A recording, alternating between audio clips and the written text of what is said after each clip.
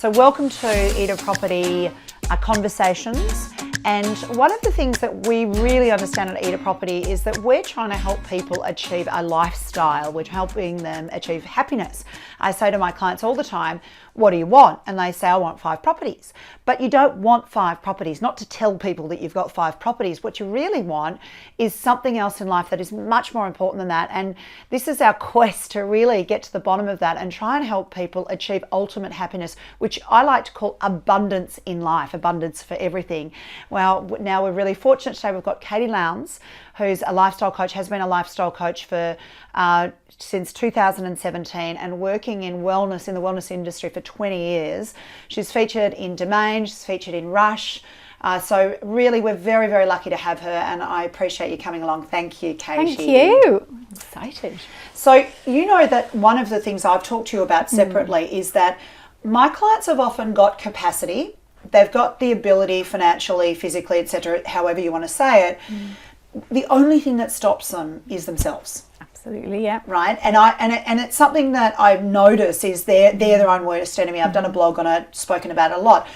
You're a life coach, wellness coach. Where do you fit into that sort of problem? Is that a common problem? Oh, everybody has it. We're all our worst enemy, and we kind of can up level, and we may get over a certain point and we go up again, and then we stop ourselves again. So it's a continual process to unblock what's happening and what's getting in our way, which is often fear. So the role I play is helping people identify what limiting beliefs they have about themselves, where that stemmed from, and what we do is we try and go back, clear it, using things like NLP, I use hypnosis, and then what we do is re-embed a new way of thinking about themselves. So it simply could be that someone's got low self-esteem, they think I'm not good enough, they think they might have a money block, that they have a fear that, you know, money doesn't buy happiness, and if you have loads of money it means you're not a nice person. So there's all sorts of blocks that come up, but what we need to do is identify what that is, where it came from, and get rid of it.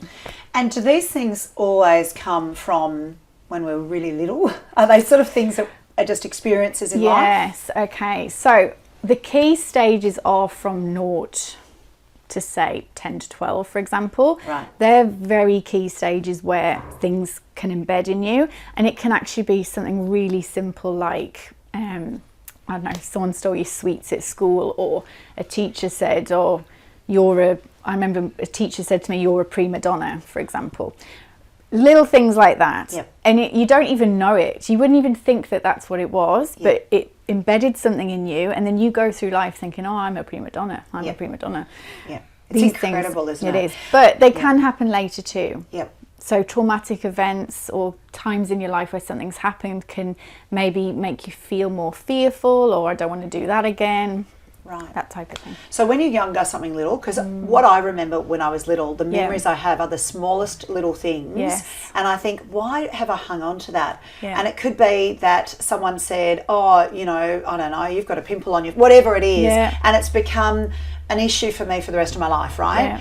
But smallest little thing. But older, it is the big kind of ticket items, like an accident or something, you know, more life-threatening. Yeah, or it could be maybe you got in debt at some point, so now you think you're bad with money. Right. You know, there's all sorts of things that can come up. So we associate these experiences with who we are. Yes. Right. Yeah. It's like, you know, when people say, oh, as you get older, you get more fearful. Yeah. But I think it's because more things happen, and you kind of build up this, it's like you're building up this evidence catalogue for yourself. Yeah. So say there's one thing you think about yourself, you start building up evidence to back it rather than the other way. So, you know, like, you know, when 20 years ago, I was like, I'm going to jump out of a plane. Now, I wouldn't even go near jumping out of a plane. Right. But there's reasons for that. There's things that I'm backing up behind me to give me evidence to say that's why I'm not going to do it. So why do we do that? Why is it that if we've got something negative, we'll find all the evidence to support negativity, like, oh, I can't buy this house because this might happen, right? Yeah. If I bring it back to us. Yeah. And I always say to clients, yep, it's interesting. There's a million reasons why you can't do it. Find the reasons that you can do it. Yeah. Because there's also probably 2 million reasons to do it, right? Yeah. Why is it that we will always go to the negative rather than the positive? We won't always if we can reprogram it. Okay. So it's kind of like, so our body and our mind and their way of thinking, it's like a habit. So say you wake up every day going, oh, don't want to get out of bed, don't want to get out of bed. That's kind of on a pre-program. Yeah. And when that happens, that'll send out a chemical message in the body. Right. And that chemical message will make you feel bad and feel rubbish, don't have any energy. Yeah. So we can control the hormones and the energy levels in our body by our mind. And it's like chicken and the egg. Right. So if we change the mind, and if we change the thought, then we can change the chemicals that come out and the way we feel. Right. So if we're pre-programmed, like you get up, you brush your teeth, you know, we just do it, don't we? Yep. Yep. Our thoughts and the way we move is in a habit. So if we break it, we can then change it. So if your negative mindset, and sometimes called the ego, is, oh, you're this, you're that, you're this, and you go, okay, I agree with you, I'm going to listen to you. Yep. That's what happens. But we can change that. So we can change it so your thoughts become less negative, and then change them to the positive. So for in the bed example, you know, do you just have to say to yourself, I love getting out of bed, I love it, I love it.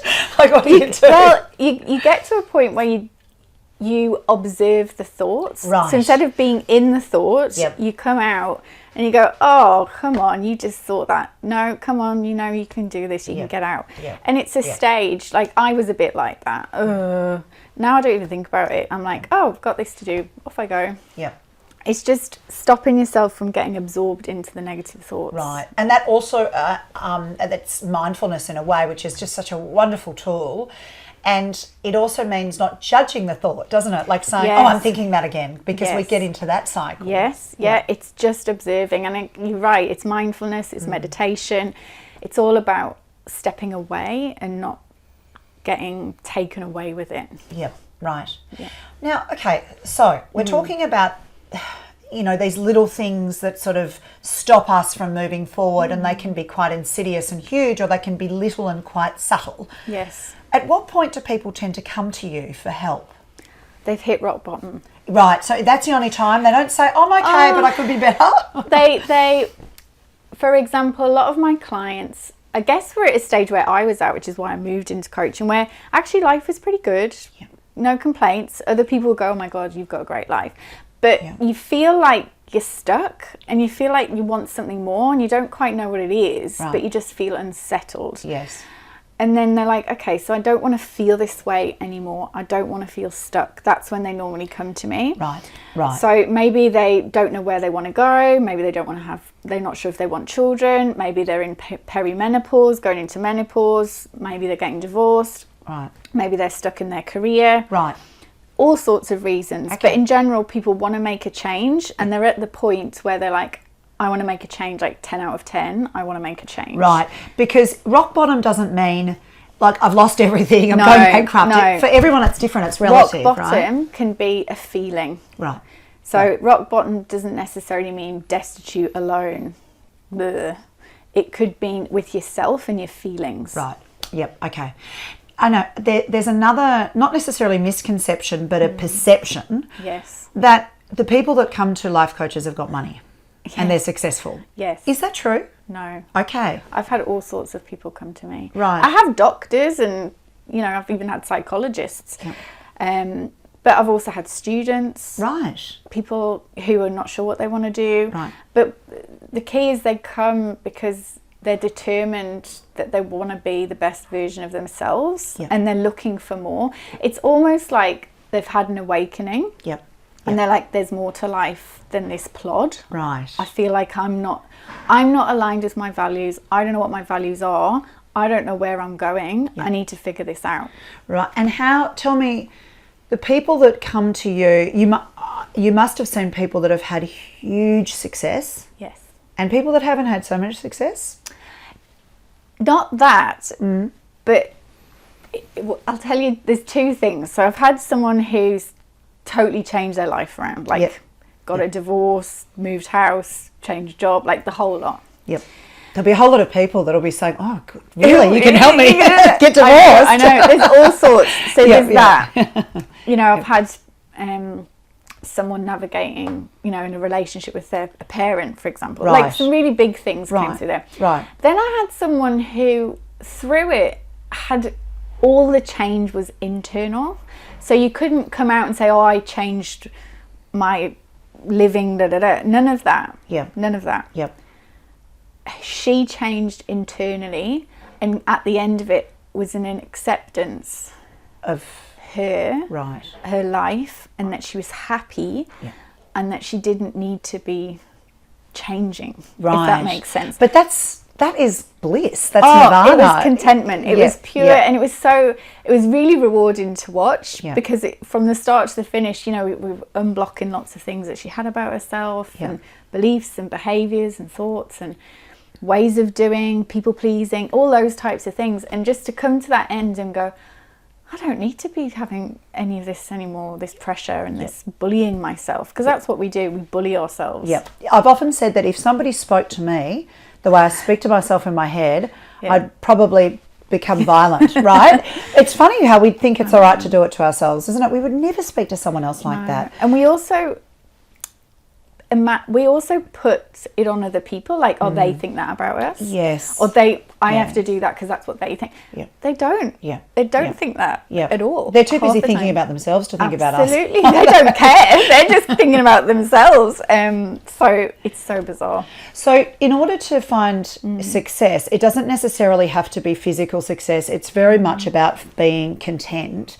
Is there something that you've noticed that people that find their contentment, whatever that may be, do that others don't? Is there a secret to it? What are some things? Yeah, what's the secret? The secret is that, so I work with the wellness wheel. Sometimes it's been called the life, whatever you want to call it. Yep. There's basically 8 dimensions that affect our overall happiness, fulfillment, whatever you want to call it. But it's not just one thing. So what we need to do is assess each one and figure out where we are now with it and where we'd like to be with it. So some of those dimensions are occupational, financial, physical, spiritual. And when I say spiritual, I don't mean you talk with ghosts and spirits and all that stuff. Right. What I mean is that you're connected to yourself, that your brain and your intuition, you're listening to yourself. Because often we talk ourselves out and we don't listen to what's going on in here. Yes. That you understand what your values are, Yep. and that you're living your values. You're not living against your values. Right. That's what I mean by that connection. Yes. That you know how to come back to self, that you know when you're in your headspace and your monkey mind or your ego, that you're actually back in you and going, okay, that feels good, that feels bad.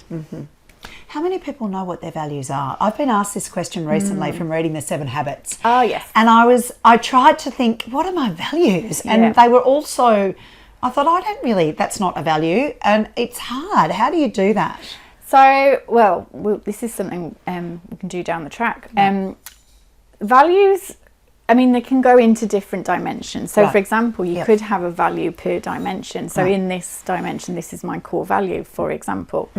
The best way of identifying values is we look at for example, the paperwork I use, there's a whole heap of words. You go through and you highlight everything that resonates with you. Okay. But then you can group them together. So, for example, you said abundance before. That's one of my values. Yes. But abundance to someone else could be finance, wealth, money. Yes. So it's about finding what's important to you. Like health is very important to me. It's one of my key values. Humour. Yes. So it's like what is it that resonates and feels good, and what do you know you need to have within your life to make you feel fulfilled? Right. And they're your core values. Yes. I often do this test with clients and I say, what are you here for, as I said in the introduction? And we eventually try and pair it back to a number, because the reason I need a number is I've got to have something to work with to help them build this 10-year plan and where can we get you in 10 years, etc. Because we're very strategic. What we're trying to do is help them build a lifestyle, as I said. So it's interesting that quite often they start with, I want 5 properties, and they don't know why. They come back to, well, I just don't want to do this job forever. I want to travel, or I want to be a better person. And often the fundamental drive is something that is, is really important and part of their value system. Yeah. Now, unfortunately for me to do my job, I do have to put a number on it, right?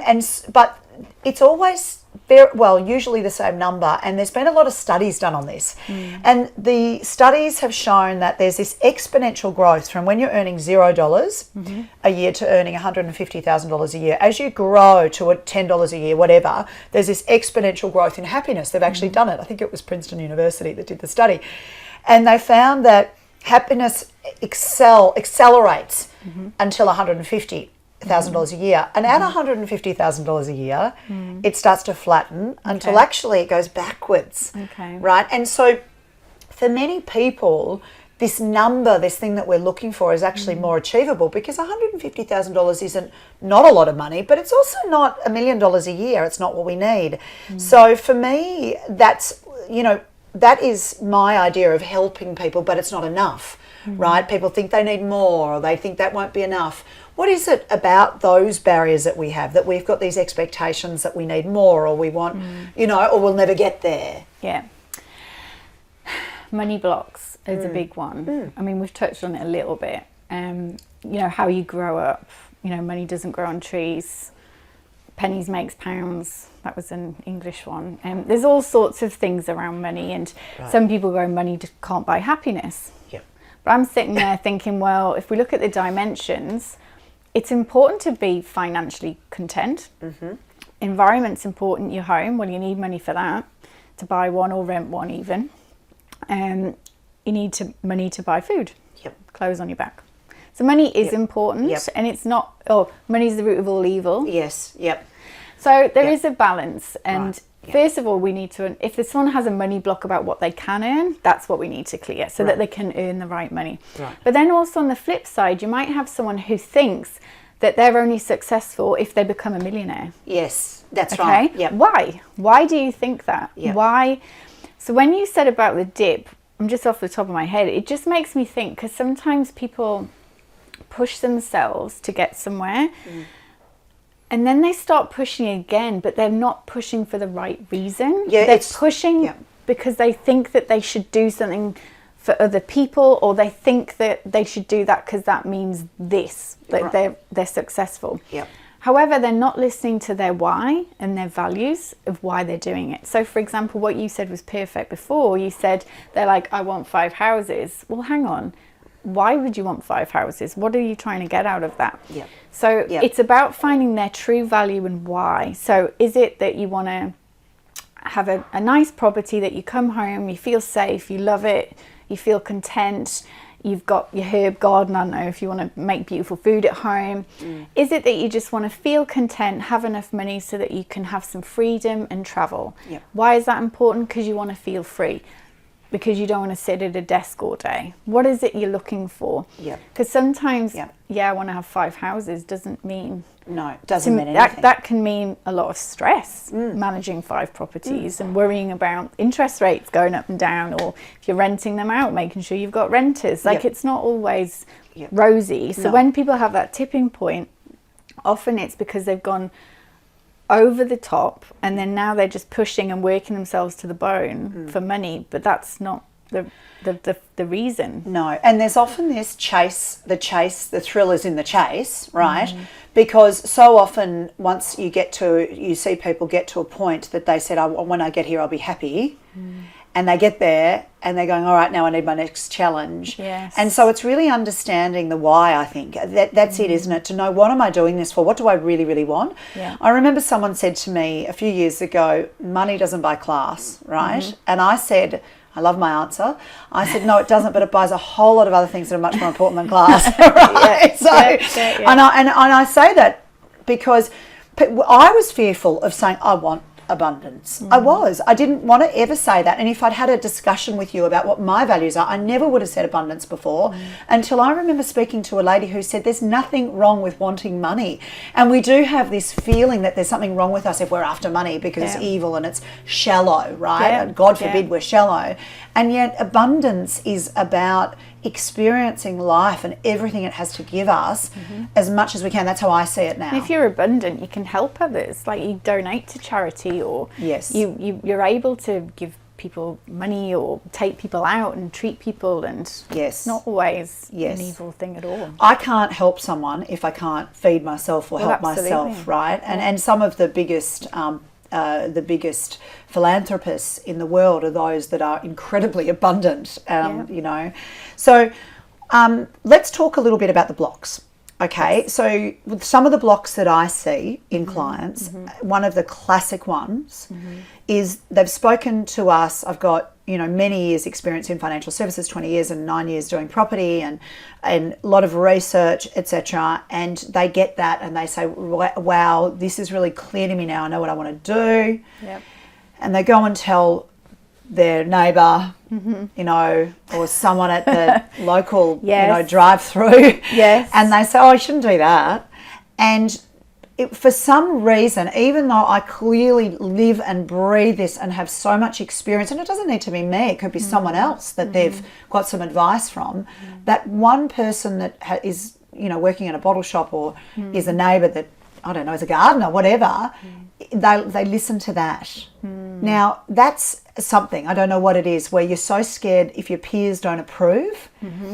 And it's a hard one to overcome, because if somebody's telling you a negative, you've got to trust, you've got to somehow say, I'm not going to listen to my heart, I'm going to listen to my mind. How do you deal with that sort of overcoming those issues? It's a big one. Because it's like society, you know, when you're going against the norm, for example, say you don't have children, for example, or just anything like that.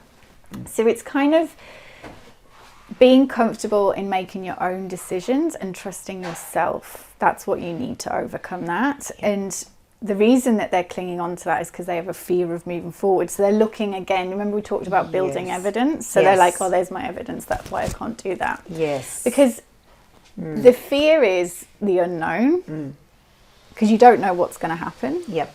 I think there was some trial done with dogs. This is like years, and this is like millions of years ago. And it was something about, might have been mice. It was mice. Yep.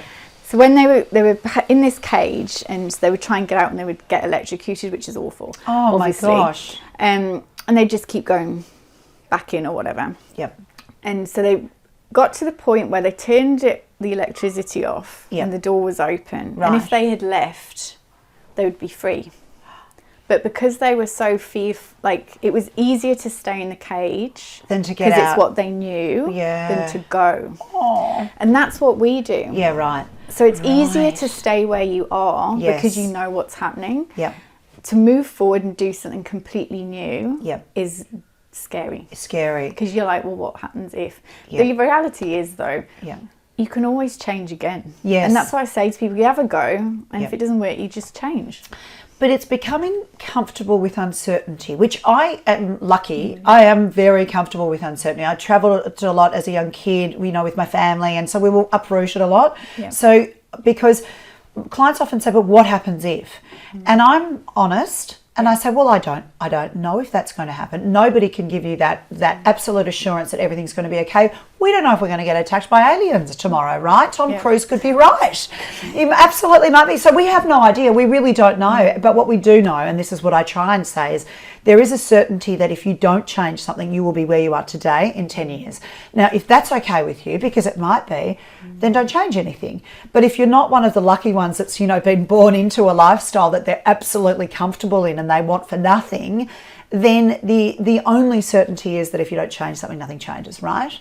And so this fear of the unknown, you know, is something that we as humans need to get over, because we really don't know much, do we? We don't know what's going to happen. We have to embed a new way of thinking, which is, I love the unknown because of the opportunities that it's going to bring me. Right.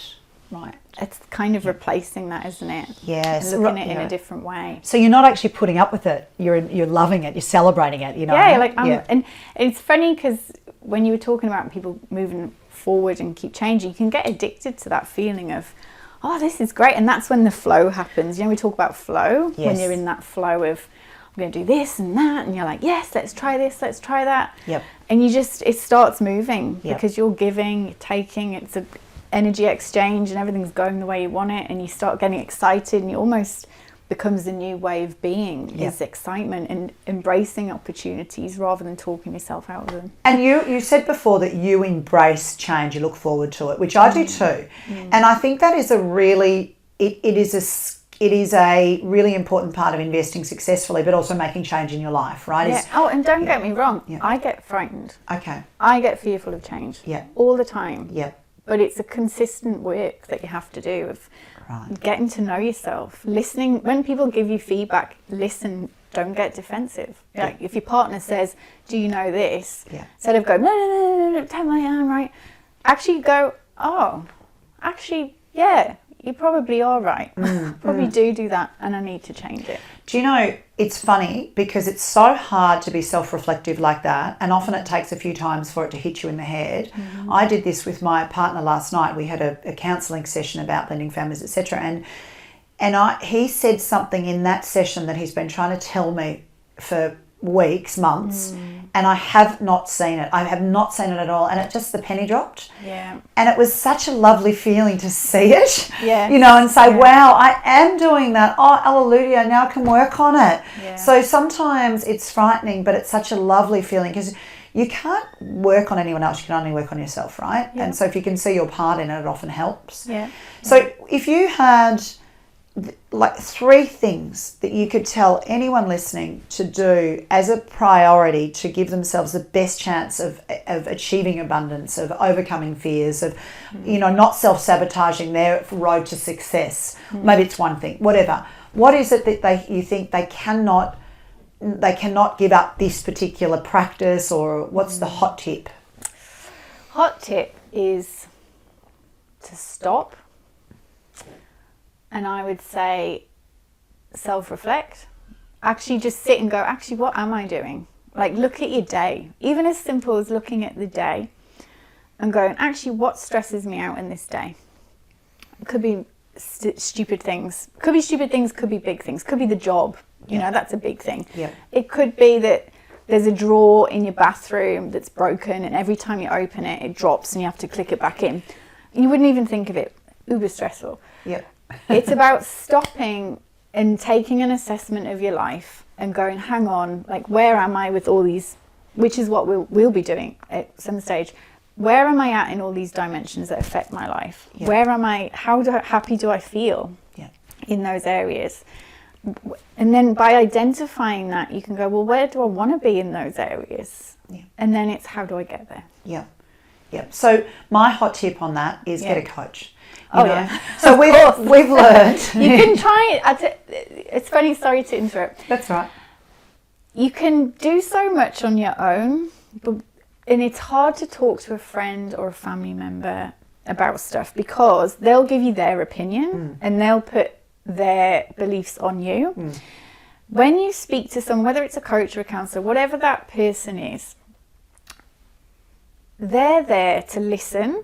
And they reflect back to you things you're saying, but they help you understand yourself and they'll reframe things and just make you question and look at things differently so that you come to the conclusions yourself, by yourself, in your own way. And that's the only way you'll make change, because you can't be told you should do this, you should do that, change that. Yeah. All comes from within, because you're changing the thoughts, the feelings, all by yourself. Yeah. No one else can do that. And that's where the coach comes in, because they're helping you learn about yourself. Wow, that's refreshing, because I find I can't learn from other people. I always need to make the mistakes myself. So that's the secret, really. Yeah. That's been fantastic. Thank you, Katie. No, thank you. So very wise words from Katie Lowndes. Thank you very much. And the things we learnt today were that a lot of these practices that we practice every day are not just learnt behaviours today. They're from a long time ago and many, many years of kind of, I guess, supporting this argument that we're not good enough, etc., and we can do better, we can change. That's the glory that I got out of today, that there are ways, there are methods, there are professionals that can help us change to get the most out of life. You don't need to be rich, you don't need to be completely stuck. You can be at any point in your life and you can still make it better, and that's fantastic. Thank you very much for tuning in. If you've enjoyed today, please leave us a comment, make sure you follow us. And if you would like to speak to Katie Lowndes, you can catch Katie at katielowndeswellness.com. And we look forward to speaking to you again, Katie. Thank you. And we look forward to seeing you soon.